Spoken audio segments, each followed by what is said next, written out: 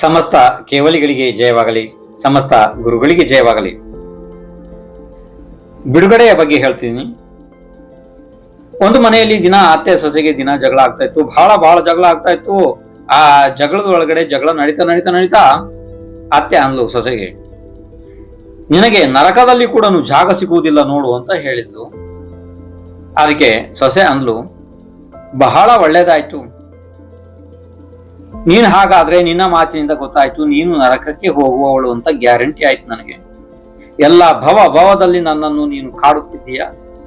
ನಿನ್ನ ಮಾತಿನಿಂದಲೇ ವ್ಯಕ್ತ ಆಯ್ತು ನೀನು ನರಕಕ್ಕೆ ಹೋಗುವವಳು, ನನಗೆ ಅಲ್ಲಿ ಜಾಗ ಸಿಗುವುದಿಲ್ಲ ಅಂತ ಹೇಳಿದೆಲ್ಲ, ಬಹಳ ಒಳ್ಳೇದಾಯ್ತು. ಈ ಭವದಲ್ಲಿ ಆಯ್ತು, ಇನ್ನು ಮುಂದಿನ ಭವದಲ್ಲಿ ಯಾರು ನಿನ್ನಿಂದ ನಾನು ಬಿಡುಗಡೆ ಹೊಂದಬಹುದಲ್ಲ, ಇದೇ ದೊಡ್ಡ ಸಂತೋಷ ಅಂತ ಹೇಳಿ ಸೊಸೆ ಹೇಳಿದ್ದಳು. ಅಂದ್ರೆ ಸೊಸೆ ಏನ್ ಹೇಳಿದ್ಲು